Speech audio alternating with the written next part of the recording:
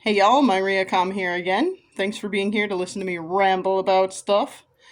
I was gonna try and do a recording yesterday, but the light was really bad. It was cloudy and rainy all day yesterday, which is good because we needed the rain. But it meant that I didn't have good lighting for a video. I also had other stuff going on earlier in the evening, and then it got to be just way too late, realistically. So here we are. Today is Tuesday. I will link my previous video in this one because I'm going to talk a little bit about that same kind of stuff. But in my last video, I was talking about something that happened last week Friday in a team meeting where a couple of my team members were kind of insensitive about pronouns and things like that. And I was also curious if y'all thought that one of them complaining about people identifying as furries, if that was like an anti-queer dog whistle kind of thing. I pretty much came to the conclusion that it probably is, but I want to assume good intent. I try to assume good intent from pretty much everyone all the time, so I don't want to assume that they're just being rude or terrible or whatever. And yeah, so here we are. I was going to try and talk to my boss about it yesterday, but she was not in the office yesterday, which is kind of what I expected would happen. But she was there today, so I had a 2-hour training this morning, got that done, then we had a nice chat about it. And, like, a couple things that I wanted out of that conversation. Basically, I wanted to know, like, was I misreading the situation? Was I oversensitive about it? Was it weird, basically? And my boss agreed that it was kind of weird, probably a little bit inappropriate of a conversation as well. And we just kind of talked it out a little bit, so I am not crazy. It was insensitive and uncalled for. There was something else she pointed out about the person who was talking about how they had to share their pronouns at a training. The thing she pointed out about that was she didn't notice the wording as much as the tone.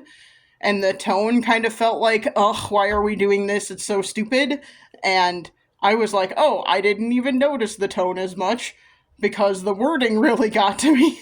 And so my boss is, to my knowledge, probably not queer, but I shouldn't say that. She did say to me today that if she was a bit younger, she probably would prefer they, them, theirs pronouns. It's just being raised her whole life with she, her, hers. It's kind of hard, and I agree with that, and I'm going to get to that a little bit later in this video. But anyway, like, otherwise, she is straight as far as she is aware and I am aware. So we've talked about it before, okay? It's the whole thing. Not in an inappropriate way. We've just talked about it before. But she does have a partner who is male and etc. and so forth. So all of this to say, while she's not queer, she does have a cousin who is trans. She is very progressive about most things. So like, she's very open about it, and I was pretty sure that she would not be on my side. There aren't sides in this. That's not how this works.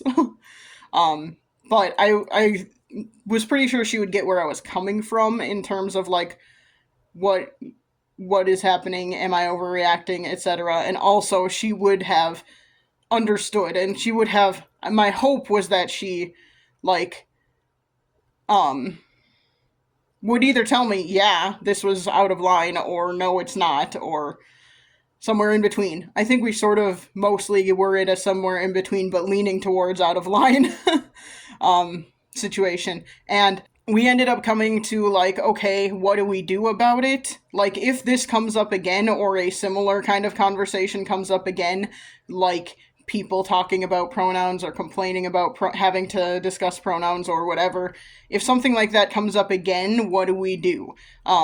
Like, I explained that I tend to freeze in those situations and not be able to think of what to say or do. I mean, especially, I just wasn't expecting it. I don't know why. again, I assume good intent from people usually, so I wasn't expecting that kind of conversation. I am very much of the opinion that, like, we should just let people be who they are as long as they're not hurting anyone and everything is consensual and they're not being, like, incredibly obscene in public. We should just let people be who they are. So, that was whatever. But so I told her that, like, I will probably freeze in a situation like that because I don't expect it and I don't know how to react to it. And that doesn't mean I'm shocked that it happened. It's more just like I wasn't expecting it and stuff. So I don't know that I will be able to do a whole lot if that situation arises again. And she was like, nope, that's cool. She basically said, I tend to freeze sometimes too, but I also come out of it a lot quicker than most people. So I should be able to react. And basically, like, what do you want me to do in those situations? And I'm just like, honestly, it's gonna be situational. You're not gonna be able to decide right now what will you do if that happens again, because it'll depend on what leads to it, what brought the conversation up, what were we talking about, etc. and so forth. So we basically came to, like, I basically said, I am okay with you doing whatever in that situation. Like, if it seems best to redirect to a different topic, that's fine. If it seems best to address it and be like, hey, we should talk about pronouns because this is why and it's important and all of those things, then let's do that. It just depends on the conversation. It depends on what we are talking about, all of those things. So we came to that. That's what we're going to do if we get to that situation again. Also, I was talking to her basically about, like, this is where we get back into the pronouns thing. I have, up until this point, pretty much constantly been like, well, I prefer they, them, theirs, but I know there are people out there who are not going to be cool with that. I live in a conservative rural state. I know people are not going to necessarily be okay with or even think about someone's preferred pronouns. I know my parents, for example, when I was still in contact with them, I was, out. They just didn't know or care. It's not like I hid it from them, because I didn't. They just don't understand it, and they don't support it. That kind of rhetoric. And they don't, because they don't understand or like it or support it, they don't follow preferred pronouns. And I knew that would be the case. So up until this point, I've basically been like, it doesn't matter to me that much. I also was raised with she, her, hers pronouns, so I am used to that. So up until this point, it hasn't bothered me a lot. After Friday, after all of that stuff happened on Friday, and I was already kind of in a triggered mode, and I just kind of felt gross and terrible all day about all of this stuff. There was something on Friday, and then something this on yesterday morning, Monday morning, where I got emails that were addressed to a group of people, including me, that were addressed, like, the salutation was, hey ladies, or something like that. And that really bugged me a lot. It never has in the past. I mean, to some extent it has, because I don't really identify as a woman. I identify as non-binary. And I think we live in a world where people should just generally try and be more inclusive anyway, because you don't know. For me, I put my preferred pronouns in my signature block, so people should generally know. However, because I, was... The word, I'm gonna use the word, I was trying to, compromise. I, again, knew there were people who weren't ever going to respect my pronouns. I knew people were generally going to assume that my pronouns are she, her, hers, and I grew up with those pronouns. So I was compromising, and in my signature block, I had my preferred pronouns as they, them, theirs, she, her, hers. So, realistically, if you look at that, the assumption should be the first set is your preferred, and the second set is okay as well. Um, After the stuff on Friday and Monday morning with the addressing to me and other people, hey ladies, um, I talked to my boss a little bit about that today too. Like, is this something that would help potentially? I don't know. I don't know how much people are actually looking at this pronouns in my signature, so I don't know. But um, after talking to her about it, I decided that I'm going to take out she, her, hers from my signature block. So I've done that. I've taken it out of my Zoom profile as well. I'm just going to have they, them, theirs from now on. And I gave myself a little bit of breathing room. Tomorrow, I'm going to try and talk to the other two members of my team. Either, I mean, I will probably just be like a Teams message or something, but um, I'm basically going to say, like, I would really prefer not to be called a lady. So if you address an email to me or other people or something like that, if you could use something else, something more inclusive, that would be great. And maybe I'll give them options like, folks, y'all, things like that. Those are more inclusive. Humans. I mean, not everyone is okay with being called a human in that way, I guess, but I think we should all try and use more inclusive language anyway, because even if we take out the idea of queerness, okay, even if we take that out, there are plenty of androgynous names out there. And if you've never met the person you're talking to, for example, if you've only emailed with them, or you've only seen them on Teams or something and they don't have a picture or whatever, you don't know. You have no idea what their sex is, even, let alone their gender. I'm thinking, some names I'm thinking of are like Casey, Ashley, Kelly, Noah. All of these are androgynous names. All of these are names that can be a man's name or a woman's name. So, we should just be more inclusive anyway, for that very reason. There are a lot of people I interact with on a regular basis I have never met in person, and I've never seen their picture, and I have no clue who they are, other than how I interact with them over email or whatever. Never talked to them on the phone, and I would have no idea, especially if they're not going to tell me how they would prefer to be, addressed. So, I think we should just be more inclusive anyway. But, yeah, especially since I am queer, I want them to address me in a more inclusive way.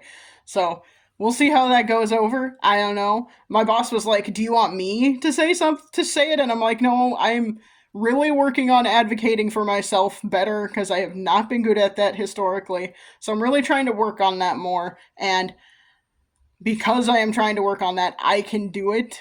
If I run into trouble or if I get any pushback or anything like that, then I'll, ask for help. But I don't suspect I will get pushback.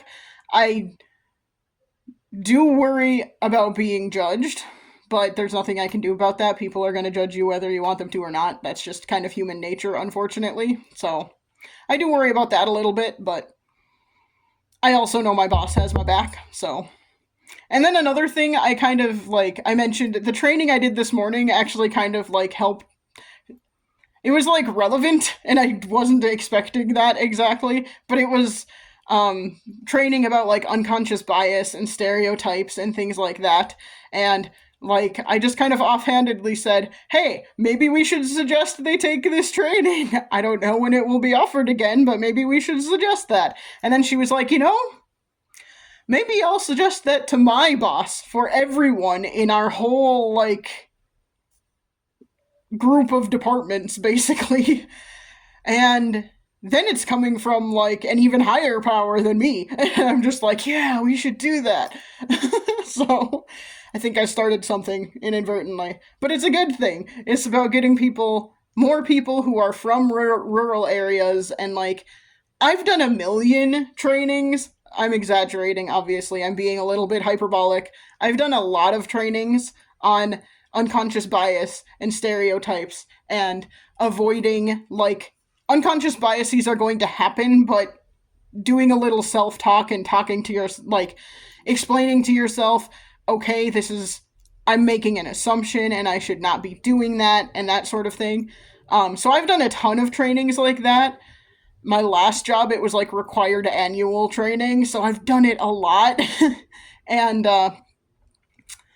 I'm sort of surprised that it is not required training at my current job, because a lot of people I work with the public, and you'd think you would want that as a thing. Um, Also, I work at a university, and you would kind of expect a university to have that as required training, but it is optional training. It is not required. Uh, but maybe I've started something where it's going to become required training now for my group of departments and more, which I would be fine with.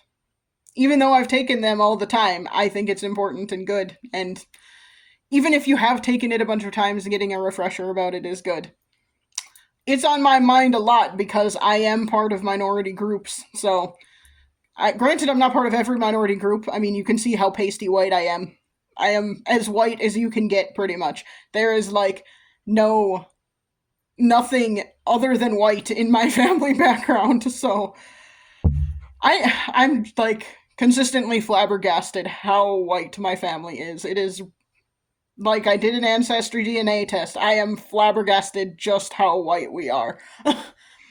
And, like, kind of disappointed, because, like, come on, people. Let's get a little more diversity in here.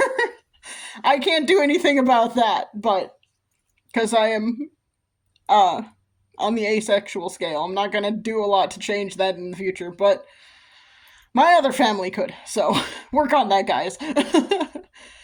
But anyway, so yeah, here I am talking about using inclusive language and using the term guys because I was raised with that, and guys was inclusive in my growing up. Guys just meant everybody. I understand it is not really inclusive, and I should work on that also. I am also a work in progress, y'all. So, but anyway, generally went very well. Generally, I think I'm in a good place with my boss. Like, I wasn't worried about my boss. I'm gonna just throw that out there. I was worried about myself. I was worried about, like, having overthought this and being too sensitive about it. I'm glad that I have been validated a little bit and that I was not being oversensitive about it. Um, and yeah, and I think I will be, hopefully, in a good place with my other teammates. It's just, yeah. I haven't even thought about the fact that I should probably bring it up with my other department, too, but it's less of an issue with them. I don't know. They are a little bit more, I don't know the right word, because I don't know that they're inclusive. I'm just, based on trainings with them that I have been to and based on watching them facilitate, I am pretty sure they are more inclusive and more understanding and open about stuff. But I should maybe talk about it. At least, like, tell them, hey, these are my preferred pronouns, and I understand that you're gonna slip up because I still slip up sometimes, but, you know, if you could just keep it in mind, that would be great. Please don't refer to me as a woman. I don't appreciate that. I understand that I look like one, and I have got boobs. I understand that, but I can't change my body that much. Sorry, I can't afford to. I mean, realistically, I suppose I could, but I can't afford to.